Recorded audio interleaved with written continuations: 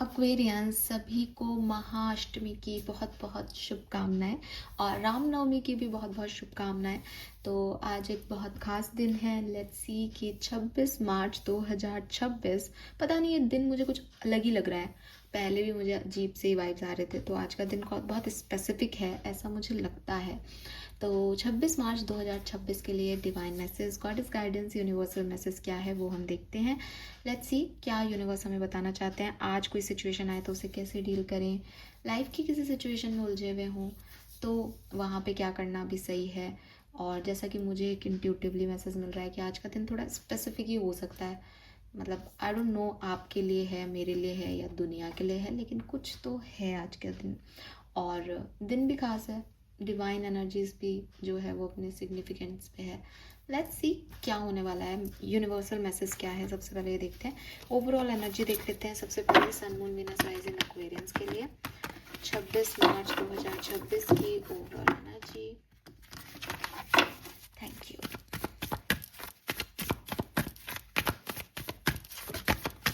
Overall energy for Aquarians. Okay, we have clarified number 16. So yes Aquarius, सबसे पहले मुझे ऐसा लगता है कि काफ़ी चीज़ों की क्लैरिटी यहाँ मिलने वाली है आपको। लोगों को आपसे क्लैरिटी मिले, आपको किसी से क्लैरिटी मिले, कोई डिसीजन मेकिंग हो। नंबर 16 है, कार्मिक नंबर है, 7 नंबर की ऊर्जा है, स्पिरिचुअलिटी की मांड है। तो मुझे ऐसा लगता है कि ऐसा हो सकता है आज के दिन में कि जो आप सोच रहे हो जैसा है वो एक्चुअली में वैसा ना हो। आप किसी चीज़ के बारे में पता करो, इन्फॉर्मेशन लो, तो आपको लगे कि अरे यार ये तो कुछ और है। या कोई डायरेक्ट क्लैरिटी आपको मिल जाए, आप मेडिटेशन कर रहे हो और आपको किसी बात का आंसर मिल जाए।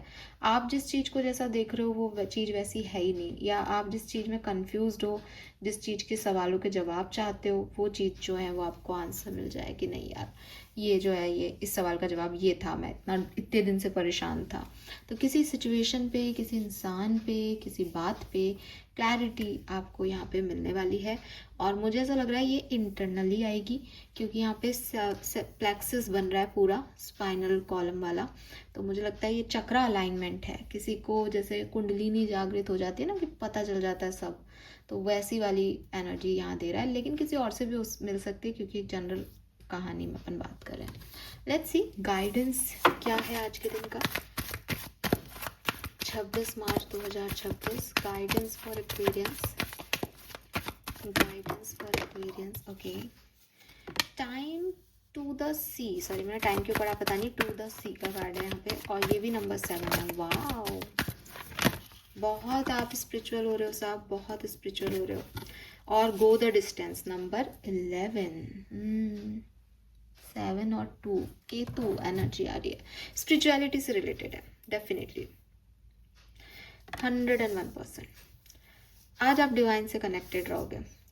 दिन भी, मतलब मैं कहूँगी आप दिन भी ऐसा ही है। मे भी आप पूजा पाठ बहुत कर रहे हो तो डिवाइन से कनेक्टेड हो, मे भी आप साधना ही कर रहे हो, माँ काली को मानते हो, दुर्गा माँ में मानते हो, या कोई और कारण बन रहा है। अगर आप ये सब नहीं भी कर रहे हो तो भी आप बहुत ज़्यादा स्पिरिचुअल हो रहे हो। मैंने आपको रीडिंग शुरू करने से पहले ही कहा, एनर्जी इतनी हाई है कि आपको वो एनर्जीज क्लैरिटी देके जाएंगी, आपके अंदर एक ग्रोथ देके जाएंगी, परसेप्शन देके जाएंगी, आपको कुछ सोच देके जाएंगी कि अब क्या करना है, अब ये करो।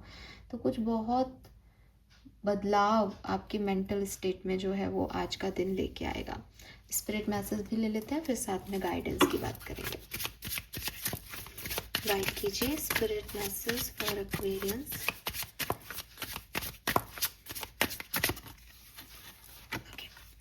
तो मैसेज है आपके लिए, when a door does not open don't waste your energy trying to make it open, it's closed for a reason, you are being redirected to something for bigger and better. Endings are part of cycle, they make way for wonderful new beginning and opportunity. So clearly कुछ clarity इस चीज की हो सकती है आपकी जिंदगी में कि क्या चीज अब आपके लिए वर्क नहीं करेगी।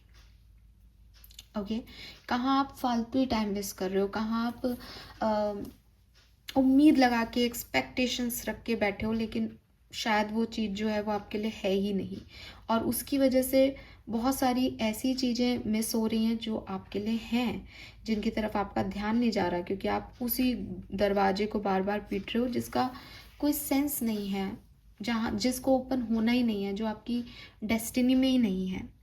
तो आप ना एक जैसे किसी रेगिस्तान में भटक रहे थे अब तक, क्या करना है मुझे, कहाँ जाना है, मेरी लाइफ पर्पस क्या है, मैं इस सिचुएशन में क्या करूँ, आपको समझ ही नहीं आ रहा था कि क्या करना है क्या नहीं करना। लेकिन with this to the go the distance और टू द सी, ये दोनों ही कार्ड कह रहे हैं कि जर्नी को कंटिन्यू करो। कहीं रुक करके किसी चीज़ के होने का इंतज़ार करना आपकी डेस्टिनी में नहीं है, आपको कहीं और पहुंचना है। इसको छोड़ो जहाँ अटक गए हो, जहाँ ये स्टकनेस आ गई है ना, क्या होगा, गेट क्यों नहीं खुल रहा, यही तो मेरी लाइफ पर्पस था, ये चीज़ क्यों नहीं हो रही, ये आपके लिए नहीं होगा, आपको आगे जाना है।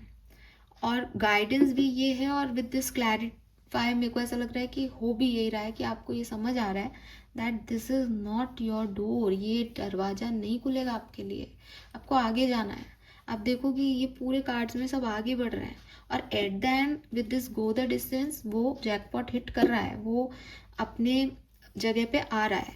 फिर सवाल आपके मन में यूनिवर्स से यही आएगा, तो मुझे भटकाया क्यों, जब मेरा डेस्टिनी कहीं और है तो मुझे यहाँ क्यों दिल लगाया। समुद्र में जब कोई समुद्र कह रही हूँ, रेगिस्तान की बात कर रही हूँ, रेगिस्तान में अगर कोई शेर पानी ढूंढ रहा है ना, पानी कहाँ है, पानी कहाँ है, पानी कहाँ है, प्यास लग रही है, प्यास लग रही है, तो वो सिर्फ पानी नहीं ढूंढ रहा है, वो अपनी स्किल्स डेवलप कर रहा है, प्यास से रहने की स्किल, वो खुद के अंदर का जो वो एंगर है उसको पाल रहा है, क्योंकि जब वो मिलेगा उसको पानी तो वो एक छलांग लगाएगा और सब मिल जाएगा उसको। तो जो चीज़ हम ये सोचते हैं ना कि ये इतना क्यों भटकाया हुआ है भगवान ने हमको, फिर इतना क्यों तंग किया, ये तंग नहीं कर रहा वो आपको लर्निंग दे रहा है, वो आपके अंदर एक स्ट्रेंथ क्रिएट कर रहा है, वो आपके अंदर सर्वाइवल स्किल डेवलप कर रहा है। ठीक है, कि आप इतने ताकतवर हो जाओ कि ये छोटी छोटी चीज़ें आपको अफेक्ट नहीं करें, कि पानी नहीं है तो आप चला ही नहीं जा रहा, आप इतने ताकतवर हो जाओ कि कई सालों तक आप जो है वो पानी के बिना रह सको, या इतने ताकतवर हो जाओ कि इस पूरे रेगिस्तान को खोद के जो है वो पानी निकाल लो। मुझे लगता है कि आपको आपकी सोल की कॉलिंग सुननी चाहिए। कुछ है जो अंदर से आता है आपके अंदर, लेकिन आपका दिमाग आपको भटका देता है। ये रेगिस्तान जो है वो आपका दिमाग है जो आपको भटकाता रहता है, अरे तेरे साथ ये हो रहा है, तू ऐसा नहीं कर पाएगा, तू ये मत कर, तू वो मत कर। लेकिन आपको आपके अंदर की आवाज़ सुननी चाहिए, क्योंकि वो अंदर की आवाज़ ना नंबर 7 से ऐसा लग रहा है, और 11 नंबर भी डिवाइन का नंबर है, कि वो कॉलिंग है आपकी, वो आपको कुछ कह रही है। तो it is an important time for letting go of what is not important Aquarius. जिस चीज़ की ज़रूरत नहीं है, जिस डोर का खुलना नहीं होगा, उसको छोड़ो और अपने सर्वाइवल स्किल्स को बढ़ा के, क्योंकि मुश्किल काम है ना, जो हम चाहते हैं वो नहीं हो रहा, तो अपने ऊपर कंट्रोल करना पड़ेगा। तो क्वेश्चन आएगा कि भाई क्यों मेरे को फिर यहाँ उलझा रहे हो आप, लेकिन यहाँ से निकलना ही ताकत है, इस चीज़ को छोड़ना ही ताकत है। मतलब जो मुझे चाहिए मैं उसके लिए जिद करूं, ज़मीन पे बैठ जाऊं, रोऊं धोऊं, हाथ पैर मार लूं, ये तो इजी टास्क है ना, नहीं मिल रहा तो जिद ही करेंगे। लेकिन कोई मुझे कहे कि खड़े हो जाओ, ऐसे नहीं कर सकते हो तुम, फिर अपने इमोशंस को कंट्रोल करके आगे चलना, ये मुश्किल है। पर भगवान आपसे चाहता है कि आप ये सीखो। वो चाहता है कि बेटा मैं तुझे अटैचमेंट्स में तू कितना डिटैच रहता है ये देखना चाहता हूँ, यही समझाना चाहता हूँ। ठीक है, तो अगर आपको आपके एक्सटर्नल कंडीशन कोई ब्लॉक भी लग रहा है, तो भी कोशिश करते रहो कि मुझे आगे बढ़ते जाना है, आपको आगे बढ़ते ही जाना है। हो सकता है आप 10 स्टेप नहीं बढ़ो क्योंकि ब्लॉकेजेस हैं, बार बार पीछे आ जाओ, लेकिन आपको इस साइकिल को कंप्लीट करना है, ये नेचर का साइकिल है। Stop resisting and fighting against the situation and learn to flow Aquarius. कोशिश करो कि समुद्र के बहाव के साथ आप भी आगे बह जाओ। ठीक है, आपको नहीं पता आपके लिए क्या सही है, लेकिन उन्हें पता है आपके लिए क्या सही है। ये आप जहाँ रुक गए हो या जो आपकी जिदें हैं वो आपके लिए सही नहीं है। अगर आपको लगता है कि बहुत ऑब्स्टिकल्स हैं, आगे कोई बढ़ने ही नहीं दे रहा, मैं तो चाहता हूँ आगे बढ़ूँ, तो कोई बात नहीं, जब वो ऑब्स्टिकल्स आए तो रिलैक्स हो जाओ, मत बढ़ो आगे। ट्रस्ट रखो कि थोड़े टाइम में सब ठीक हो जाएगा, आप वापस से आगे बढ़ोगे। लेकिन जर्नी मत छोड़ो, गिव अप मत करो, ठीक है? क्योंकि वो आपको ये कह रहे हैं कि आप में से काफ़ी लोग ऐसे हो सकते हैं इन दोनों ही कार्ड से, जिनको अपनी जर्नी पे डाउट आ गया है। उन्हें ऐसा लग रहा है ये काम नहीं हुआ तो अब आगे के भी कोई काम नहीं होंगे। आप समुद्र को बाहर से देख के सोचो कि यार समुद्र में तो तूफान आ रहा है, मैं क्या करूं। आप अपना नेट रिपेयर करो, आप खुद को तैयार करो कि कल चलना है यार अपन को, तो अपन उसकी तैयारी कर लें। आज अपन फ्री हैं, रिलैक्स कर लें, कल बहुत लंबे समय तक आपको ड्राइव करनी है या बोट चलानी है, वॉट एवर इट इज़। तो जब आपको पानी नहीं मिल रहा, आप सर्वाइवल स्किल्स डेवलप कर रहे हो। जब आपको तूफान मिल रहा है समुद्र में, आप शांति से बैठ करके अपना नेट रिपेयर कर रहे हो। इसमें कोई गलत नहीं है, कुछ नहीं हुआ उसमें भी कुछ होने की तैयारी ही हो रही है। वो प्रिपरेशन फेज है। सडनली थोड़ी कोई चीज़ हो जाती है, उसकी प्रिपरेशन लगती है, तो ये आपका प्रिपरेटरी फेज है। ये क्लैरिटी लो दिमाग में कि किसी से आप कहो कि यार तुम मेरे से प्यार करो, तो वो प्यार नहीं होगा उसको एकदम से। लेकिन आप ये नहीं सोच सकते कि उसको प्यार नहीं है या होगा भी नहीं, बिकॉज वो प्रिपरेटरी फेज में है। क्या पता आपका कौन सा एक्शन उसके अंदर वो प्यार क्रिएट कर दे। तो यूनिवर्स आपसे यही कह रहे हैं कि अपने हिसाब से चीज़ों को देखने की जगह ठोक पीटना, दरवाजे पीटना, ये काम क्यों नहीं हो रहा, ऐसा क्यों नहीं हो रहा, इसकी जगह यूनिवर्स को एक मौका दो और फ्लो के साथ आगे बढ़ते रहो। रुकना नहीं है आपको, ठीक है? आपकी एंजल्स के मैसेज भी देख लेते हैं, फिर हम इस रीडिंग को ख़त्म करते हैं, क्योंकि आज बहुत सिग्निफिकेंट डे है। तो भगवान आपको क्या देगा, दुर्गा माँ आपको क्या देंगी। वाह, वी हैव स्टार गेजिंग।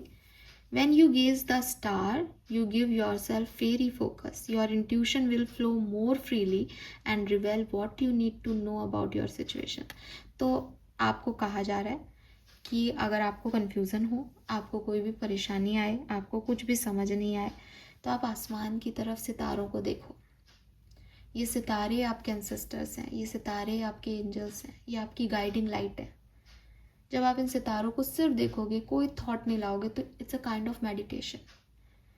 और अपने आप आपके इंट्यूशन के रूप में आपके पास आपके सवालों के जवाब आ जाएंगे, अपने आप हीलिंग आ जाएगी, अपने आप थोड़ी देर में वो कन्फ्यूज़न, वो नेगेटिविटी जो है वो रिमूव हो जाएगी, ठीक है? ऐसे ही नहीं लोग आसमान को देखते हैं।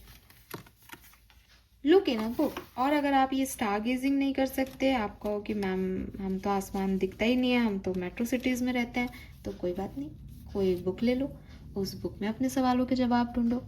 एंड आपको एक और चीज़ कही जा रही है कि जैसे ये जैकपॉट हिट कर रहा है, ये नाव में बैठ के आगे जा रही है। कुछ लोग आपकी लाइफ में ऐसे हो सकते हैं, सबकी लाइफ में होते हैं, और उसमें उन लोगों की गलती नहीं है कि हम उन पे क्वेश्चन मार्क नहीं कर रहे, लेकिन ये हमें समझने की ज़रूरत है कि कुछ लोगों की इंटेंसिटी, एनर्जी हमसे मैच नहीं होती। अगर ये लायन जो छलांग लगा रहा है ये इंसान हो, और ये इंसान जो है वो बताए कि अरे यार 2 दिन बाद मैं तो छलांग लगाऊंगा। ये व्यक्ति जो नाव में जा रहा है वो व्यक्ति कहे अरे यार 2 दिन बाद मैं किनारे पे पहुंच जाऊंगा। क्यों करना है हमको ऐसा? ये बताने से क्या होगा? कितना अच्छा हो कि जब ये लाइन जो है वो अपने टारगेट तक पहुंच जाए, फिर लोग क्लैप करें, सबको पता चले अरे यार इसने ऐसा कर लिया। कितना अच्छा हो 2 दिन बाद जब वो किनारे पे हो, तब लोग उसके लिए कहेंगे अरे तुम वहाँ किनारे पे पहुंच गए।